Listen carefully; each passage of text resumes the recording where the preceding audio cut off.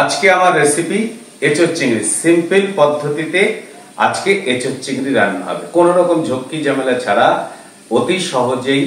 এই যে শীতের শুরু, প্রথমেই যে এঁচোড় গুলো উঠেছে, ছোট ছোট কচি এঁচোড়, সেই এঁচোড় চিংড়ি রান্না করছি আজকে। তাহলে চলুন আজকে আমাদের রেসিপিটা দেখুন কিভাবে রান্না করছি এঁচোড় চিংড়ি রান্না। এঁচোড় চিংড়ি রান্না করার জন্য এই যে প্রথমে আলুগুলোকে আমি একটু লাল লাল করে ভেজে নিচ্ছি। আলু লাল লাল করে ভেজে দিচ্ছি আর পরপর দেখাচ্ছি কিভাবে আজকে এঁচোড় চিংড়ি রান্না হবে। আলুগুলো দেখুন লাল লাল করে ভেজে নিয়েছি, এবার আমি আলুগুলোকে তুলে দিচ্ছি।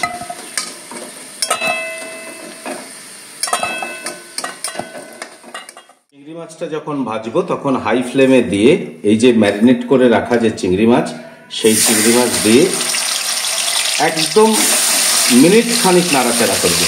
কারণ চিংড়ি মাছ বেশি ভাজতে নেই, চিংড়ি মাছ বেশি ভাজলে একটু রবার টাইপের ভাব চলে আসে, মানে ছিদ্রে ছিদ্রে হয়ে যায় চিংড়ি মাছ। সেই জন্য চিংড়ি মাছকে যখনই ভাজবেন হাই ফ্লেমে দিয়ে মিনিট খানিক নাড়াচাড়া করে তুলে নেবেন। চিংড়ি মাছগুলো এবার আমি তুলে নিচ্ছি। আমি ঠিক মিনিট খানিক আমি নাড়াচাড়া করেই চিংড়ি মাছগুলো আমি তেল থেকে তুলে পেঁয়াজটাকে ভেজে।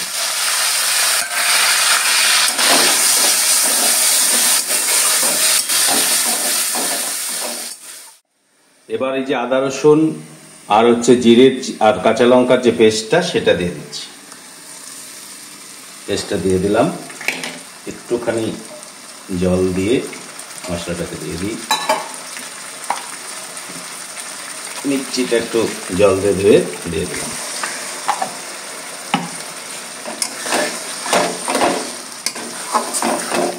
দেবো এবার হচ্ছে এই যে টমেটো কুচি দিয়ে দিলাম।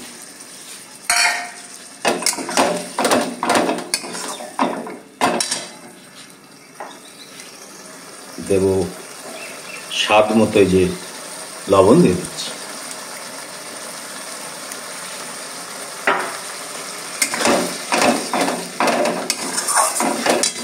এর সঙ্গে দেব কালার আসার জন্য কাশ্মীরি লঙ্কার গুঁড়ো দিয়ে দিলাম কালার আসার জন্য।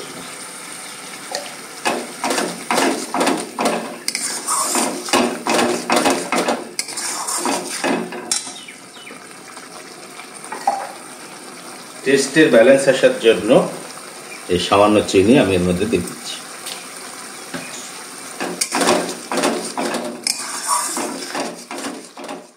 কষিয়ে নিচ্ছি যতক্ষণ না পর্যন্ত মশলা থেকে তেল না ছাড়ে, ততক্ষণ পর্যন্ত আমি এইভাবে মশলাটাকে কষিয়ে নেব। যখন তেল মশলা থেকে ছেড়ে দেবো, অর্থাৎ কড়াই থেকে দেখবেন যে এরকম তেল তেল এসে গেছে বা মশলা বেশ মশলা দিয়ে তেলটা ছেড়ে দিয়েছে, তখন আমি এর মধ্যে একটুখানি চিংড়ি আর হচ্ছে এঁচোড়, সেদ্ধ করা এঁচোড় যেটা রয়েছে সেটা আলু দিয়ে একটু কষিয়ে তারপর এর মধ্যে একটু গরম জল দিয়ে খানিকক্ষণ রান্না করে নামিয়ে দিলেই একদম এঁচোড় চিংড়ি রেডি। আর নামানোর আগে অবশ্যই গরম মশলা আর একটু ঘি দিতে হবে। আর আমি এখনো পর্যন্ত কিন্তু এই মশলা কষাচ্ছি, আমি হলুদটা দিইনি, কারণ হলুদটা আমি বরাবরই একটু শেষের দিকে দেওয়ার চেষ্টা করি। যে মশলা থেকে তেল ছেড়ে দিয়েছে, দেখুন তেল ছেড়ে দিচ্ছে মশলা থেকে, এই সময় আমি হলুদটা দেব। কারণ হলুদ আমি আগে দিই না এই কারণে যে হলুদ দিলে অনেক সময় হলুদ উড়ে গিয়ে একটা কালো ভাব এসে যায়। এই যে আমি এবার হলুদটা দিলাম, দিয়ে কয়েকবার নাড়াচাড়া করে দেখুন মশলা থেকে তেলটাই দেখুন মশলা থেকে তেল ছেড়ে দিতে দেবেন। এবার আমি এর মধ্যে এঁচোড় দিয়ে দিচ্ছি। সেদ্ধ করে রাখা এঁচোড় আমি সেদ্ধ করার সময় নুন আর হলুদ দিয়ে সেদ্ধ করেছিলাম। এই যে আলুটা ভেজে রেখেছিলাম সেই আলুটা দিয়ে দিচ্ছি, আর হচ্ছে এই যে চিংড়িটা দিয়ে আমি এবার কষাবো। বেশ খানিকক্ষণ কষিয়ে তারপরে যে পাশে গরম জল হতে দিয়েছি, এই যে পাশে গরম জল হচ্ছে, এই গরম জলটা দিচ্ছি।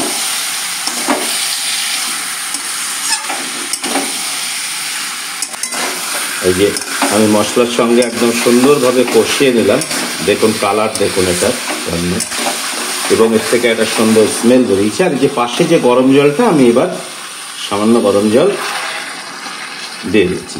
যতটা লাগবে গরম জল আমি ঠিক সেই আন্দাজ মতো গরম জলটা দিই। একটু আলুগুলো সিদ্ধ হবে, যেই আলুগুলো সিদ্ধ হয়ে যাবে তখনই আমার, যতক্ষণ আলু সিদ্ধ হবে ততক্ষণ পর্যন্ত রান্না করতে হবে।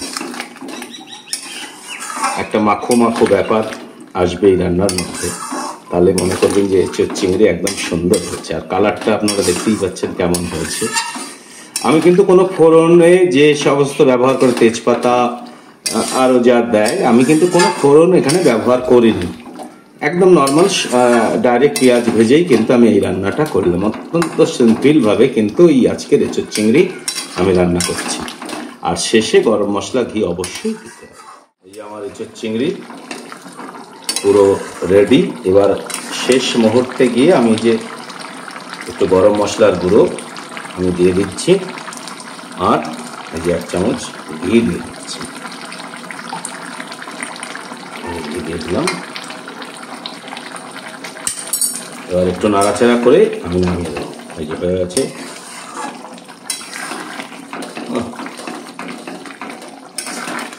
দেখো রান্না পুরো